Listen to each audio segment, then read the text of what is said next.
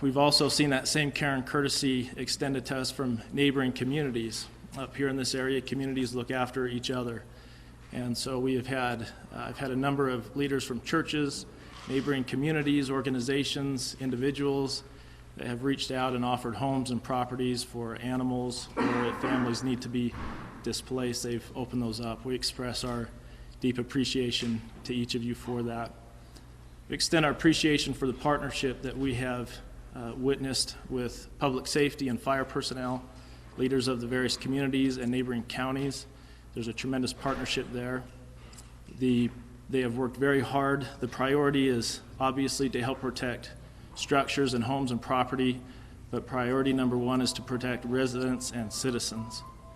So in a pre-evacuation state, I would just echo again to extend that same care and courtesy you have to reach out to your neighbors, particularly if you have an elderly neighbor or a special needs neighbor, and make sure they're taken care of and make sure that they're prepared to go if they're called upon to do so. We appreciate the hard work. We also appreciate the prayers. We felt the prayers that have been offered for those that are making decisions and those that are on the front lines. We pray for their safety. We invite you, those in this region and those that wish to join with us united in prayer to pray for their safety and the safety of this area. We pray that this can be resolved sooner rather than later. Again, thank you to those citizens here. The care and courtesy that you've shown is amazing to me. If an evacuation comes, we'd ask you to just show that same calm, care, and courtesy if we need to leave. Thank you. Thank you, Supervisor Williams. Next, we'll have Jeff Whitney, the State Forester. Thank you, Adam. Good morning. On behalf of Governor Ducey and Natural Resource Policy Hunter Moore, I wanted to just take a quick moment to recognize all of the hard work that's been undertaken over the last 18 hours. There's been an interagency Type 3 management team, done a phenomenal amount of work overnight, working for the tribe. The fire still remains on tribal lands. The interagency partnership between the local, county, tribal, and federal wildland fire management entities, along with the state of Arizona, are fully engaged. A lot of good work was done overnight. The fire is in a position that legitimately gives us all considerable concern. We ask everyone to remain calm and to please follow Adam's suggestion to dial into the appropriate sources of information. We will be linked and sharing immediate and accurate information at www.azsf.az.gov. If you have any questions, please find one of the representatives here in the local community. Looking forward to continued cooperation as we try to manage our way through the current incident. Thank you very much. Thank you, Mr. Whitney. Next, we will have Timber Mesa Fire Chief Brian Savage.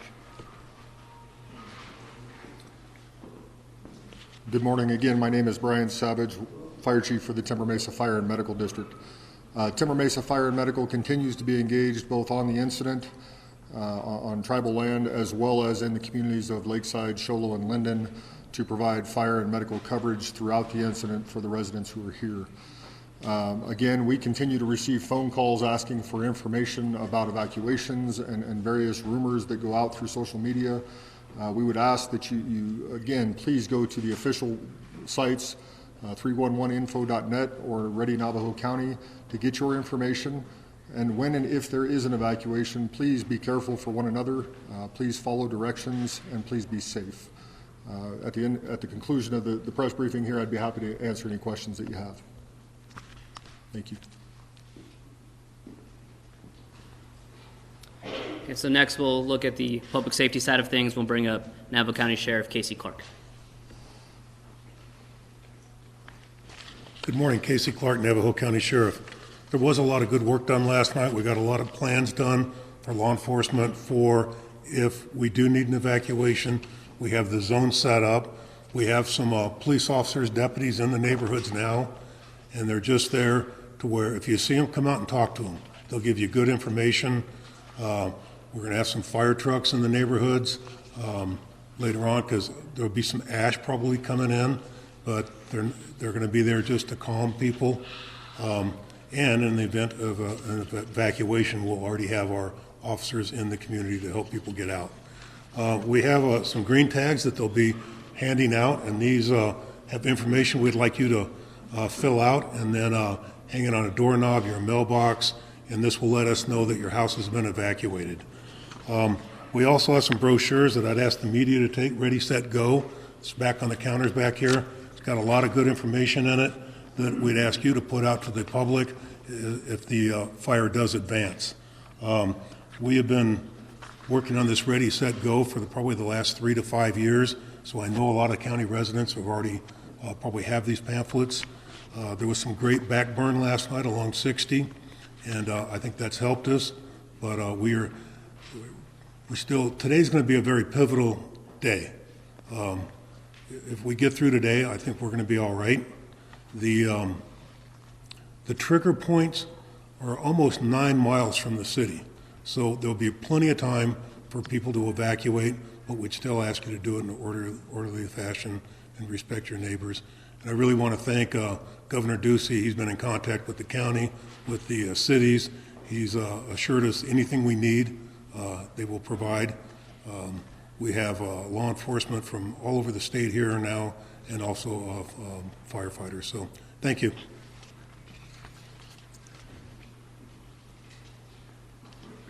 Just to echo a bit of what Sheriff Clark said, we have had many elected officials from around the state reach out to us and offer help, and it is truly appreciated. We are grateful for it. Our last speaker will be Pine Top Fire Chief, Jim Morgan. Good morning, welcome. Echoing the sentiments of the prior speakers, we really do appreciate all the folks that have reached out to the respective organizations to provide services. Currently, the fire is a little over 5,200 acres, and as Chief Savage mentioned, many of the White Mountain fire departments are providing resources and engaged actively in the battle supporting the Fort Apache tribe. Those efforts have been engaged throughout the night and made some good strides, particularly on the eastern flank. Today, as the sheriff mentioned, is going to be extremely pivotal in terms of weather and if that call for evacuation occurs. I would like to remind folks, as has already been mentioned, the Ready, Set, Go program. That pre-evacuation is the time to prepare. Get those documents that are important to you, medications prepared, and a little go bag, pets. Have your kids assigned to maybe take care of those things, and be prepared in the event that that evacuation order is issued. Being calm in disaster is critical to have an orderly evacuation and ensure that residents are cared for in a proper manner. As has already been mentioned, please go to those appropriate sites for information. The amount of misinformation that is out there right now is escalating our ability as public safety professionals to keep the community safe. So I really implore folks to go to that 311info.net for accurate update information. And I'd be happy to answer any questions at the end of the presentation. Thank you.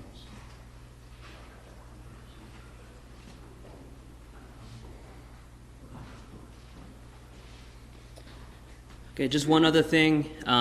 If evacuations do occur and you do not have any transportation, especially for our elderly population or our special needs, please contact your local police department.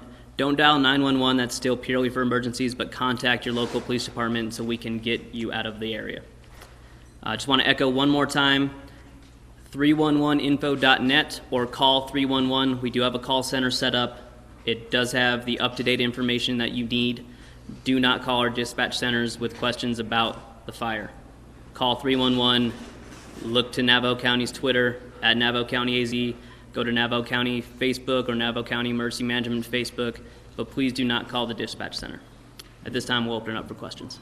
You said that the fire, the trigger point is 9 miles from the city. How far is the fire from the trigger point of 9 miles? There are a couple of trigger points. There's a trigger point on the western flank, and then there's a trigger point on what we're going to designate the northern flank. It's called the B65 road. It's roughly a half mile to a quarter mile from that point.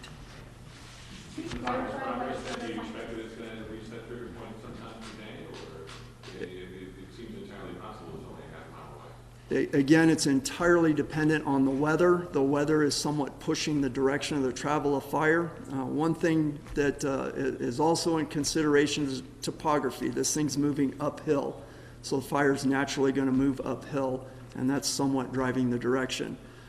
The incident management team that's going in place today is really coordinating their efforts to make sure that they can pinch that forward progress off, and they're bringing in a flanked approach to address that. You said there was a good burnout last night on US 60. Do you know how much of the burnout is in conjunction with the total acreage they have now? That 5,200 acres did not include the burnout. If you include the burnout, it's roughly about 8,000 acres, and it really secured that eastern flank. Just for clarification, what city are you talking about? Sholo? 4 9 miles from the city. Sholo? Sholo, Pine Top Lakeside proper. Is there any official word on evacuation routes, or is it just any way you can except for 60? Right now, US 60 is closed. 73 is open, 77 is open, and 260 are all open at this point. Was the fire activity severe yesterday, or was it moderate? Did any crews have to be pulled back, or was it pretty easy to go? It was a significant push. It went from 15 acres. Chief Savage actually was one of the first incident commanders on scene. That fire grew to the 5,000 acres overnight, so we call that a significant push. When can we get an update on the resources fighting the fire? Right now, there's approximately 300 firefighters on the ground. Incident management team's expected to be in place. The Type 1 incident management team is expected to be in place around noon today, and they will bring in other resources as needed.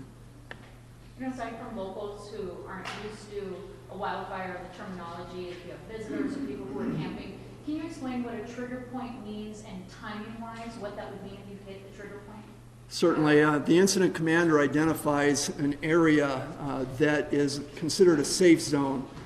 Again, this fire's adjacent to a populated area, so that safe zone gives us enough time to execute evacuation orders, in this case a pre-evacuation notice, and that's what the trigger point is. It's a point where we feel comfortable that we have a timely manner to get folks out of harm's way.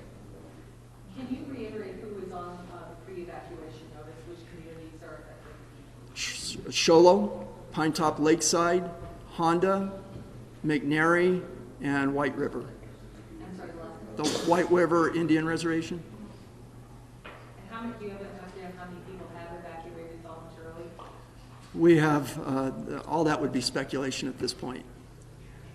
You talk about a safe zone and an adequate amount of time to evacuate people. How long is that? Is it 4, 6, 8 hours, longer? At least 3. Is the evacuation center still Snowflake High School? It is. Yes, Is it that is. the only one?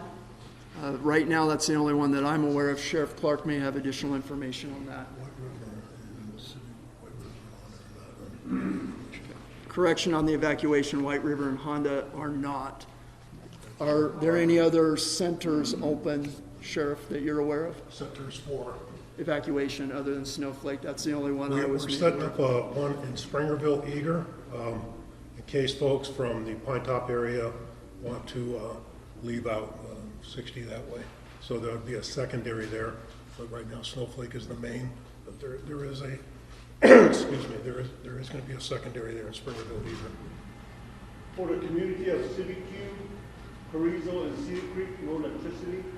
You will be turning electricity off and on for the residents of those 3 communities, or what's going to take place? I've not been provided an update. I don't know if any of the other speakers have. I'm sure at the 12 o'clock briefing that we'll have today, we'll have more information on that. The Navapache line was affected going into those tribal communities.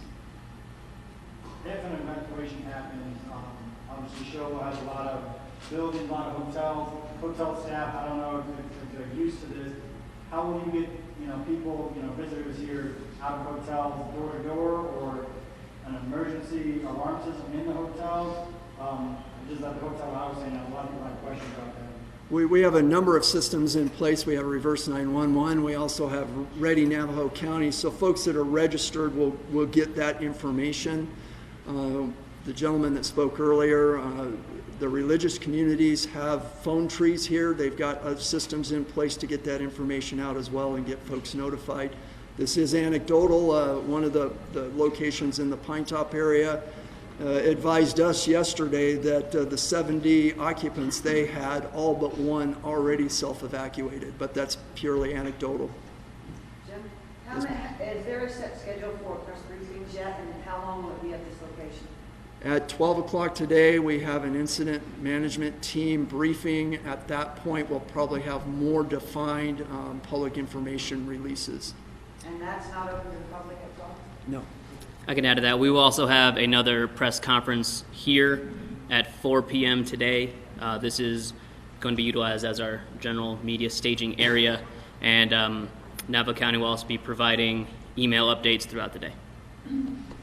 I'd like to add to the how are we going to get people out. We have several hundred officers now that are already here. We can bring more in immediately, but we're also going to count on you, the media, radio stations, newspaper, TV, to help us get that word out if and when this does take place. Sure, Clark. We've heard from a few people who are out of the area who are trying to get back to the area. If there's an evacuation, is there going to be some opportunity for people who are around to come back in and get anything, get any property, take care of any matters after an evacuation is After the evacuation, you will not be allowed back in. And I would encourage folks that maybe want to come up from the valley or whatever, just to look at the fire, stay away until we get this thing done. Can you talk a little bit about the weather conditions today? It's a pretty windy day out there. We've seen in other fires, it gets to a point where you can use aerial attack because the winds go too fast. How bad is it out there? The conditions are going to be just like they were yesterday. We're anticipating wind gusts up to 28 miles an hour. That type of weather pattern is still, it doesn't shut down our air operations entirely, so we'll still be able to coordinate that in this firefight. The humidity's dropping and the temperatures are rising throughout the day, so it's going to be mirrored to what we experienced yesterday. What are the resources that are being assigned to the fire at this point? What other resources? What resources are being assigned to the fire at this point? We've got, like I said, over 300 individuals on the ground right now. Those include hotshot crews, Type 3 wildland engines, Type 1 structural engines, Type 6 wildland engines, as well as a lot of overhead as well. Do you know how many heavy air tankers are assigned? I believe there's 2. I'm not 100% sure about air attack. Can you tell us how far is help coming from other states, other counties, that sort of thing? Right now, the mobilization has been mostly in-state. As the fire continues to progress, those resources will come from out of state as well. Many of the folks on the incident management team can be local and adjacent states, New Mexico, Colorado, etc. Chief, just to clarify, be absolutely clear, total coverage, acreage, 8,000, active burn, 5,200? Correct. So there was a lot of thinning done in that area, it seems, in the past couple of years. Are you getting an advantage from that? Is that helping the firefighting effort up there now? Where the point of origin was an area that hadn't been treated. That's probably why we saw such significant fire conditions yesterday. As it's progressing, those areas have been treated, and we do anticipate that firefighters will be able to continue their flanking approach and get in front of this thing. Can you describe a little more detail the work that was done overnight in the forest, and how much of that area, if any, overlaps with the area of the Cedar fire? Some of this was in the old rodeo Chetasky burn, and it's moving into some of that area along with the thinning. I would say, and this is purely an approximation, roughly 3,000 of those acres were burn operations conducted by firefighters overnight. In the community that's been evacuated, has there structural loss or anything like that, or is that? No structures have been lost at this point. And any idea of when those people are going to be able to get back in their house, or Not yet. updates for them? No. You mentioned that the fire moved into treated areas that didn't aid the flood way down as would be expected.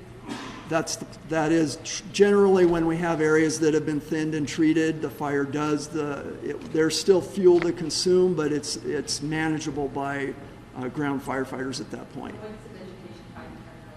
It's a mixed vegetations, ponderosa, there is some chaparral and juniper, as well as fine fuels, grasses. What's the general direction of the fire that's traveling?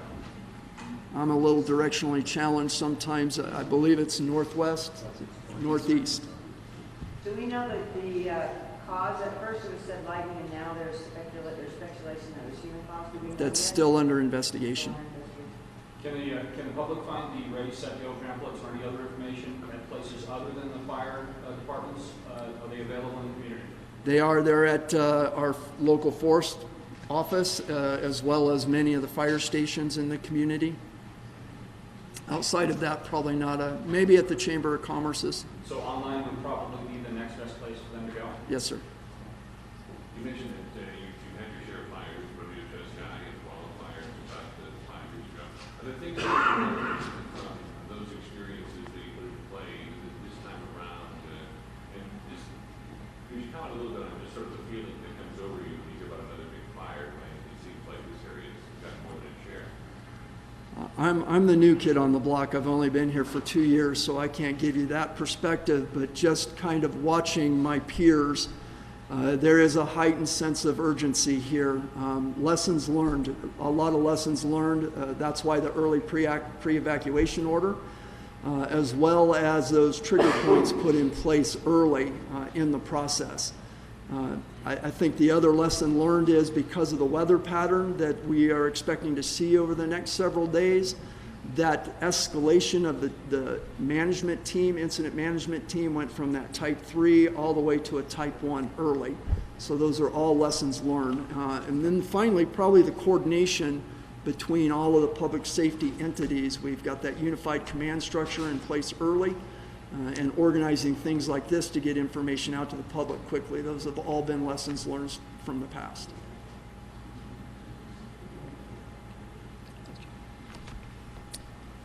Thank you, Chief Morgan. Are there any other questions? What is the online site for Ready, Set, Go? Chief, do you have that? PinetopFire.com, they can find it there, and then Timber Mesa's website. So you can go to timbermesafire.org or pinetopfire.com? Pinetopfire.com. You can also sign up for our Ready Navajo County Emergency Alert System on navajocountyaz.gov. And again, 311info.net or call 311. It will have updated information. We will reconvene at 4 p.m. today. Yes, Karen? At 4 o'clock, are you going to have any maps available of the area that we could look at? We can have those. Of the fire area? Yeah. Any other questions? Yeah, I have a question. Can you guys describe at all, like, the atmosphere with those firefighters down there? You've mentioned those conditions are, pretty bad out there and windy. You've mentioned the heightened sense of concern over a fire like this. And we've learned in past fires that Mother Nature, it can change very quickly and things can happen quickly. What is the sense of those firefighters down there really on the front lines battling this blaze? Our firefighters are professional. They do this every day. Although we don't have this magnitude in our backyard, last year's a good example. We sent firefighters, both Timber Mesa, Pinetop Fire District, as well as other White Mountain agencies, sent firefighters all over the West Coast. So in terms of the experience, this is nothing new. They're all professionals. We operate under strict safety guidelines. The concern is that this is your backyard. It's your home too. And if they can't get those trigger points established and stop the forward progress, they know that concern goes up. So that's really, I'm sure that sits in their minds at this point. Fighting for their home. Correct. One quick question. Are the burnout operations, are they near the trigger points? Kind of talk about that. Where are the burnout operations? The biggest burnout operation was on the eastern flank between US 60 and the point of origin. There was one on the west on the Tribal Road 141. They lost their window last night to entirely burn that operation out, and that's going to help keep the fire from swinging back around on the lower side of the point of origin. Is it close to the trigger point at all? I would guess it's approximately a mile on the west, if not more. I'm sorry, east, if not more. If there's an evacuation of animals and pets, livestock, where would people be? I'm going to turn that over to Sheriff Clark. There are some points established for that as well. Okay, so the biggest shelter for the animals is the Holbrook Navajo County Fairgrounds.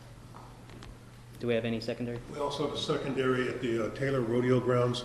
We had asked that if you do have a cage or something to bring that, there will be some available. But if you have for small pets, cats, dogs, if you have a cage to bring that in. So Taylor Rodeo Grounds for your larger livestock would be the Navajo County Fairgrounds in Holbrook.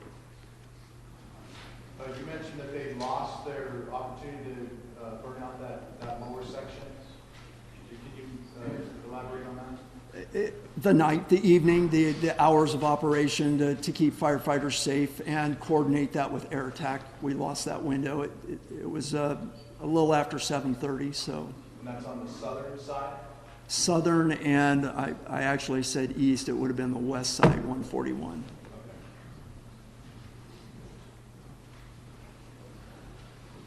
Got a question, will the GAC go live? We have a call center set up in Springerville. Yeah. So that is active in Springerville, and again, you can reach that by just dialing 311. Can you reiterate how many assets are on the fire right now? We have over 300 men on the ground. We also have air assets, which include 2 VLATs, which are very large tankers. We also have smaller planes and helicopters in use.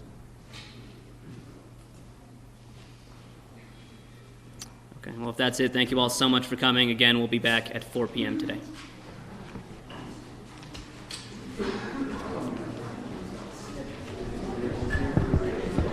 All right, guys, that wraps up this press conference. We're going to take you live now to New York City, where they're doing an event.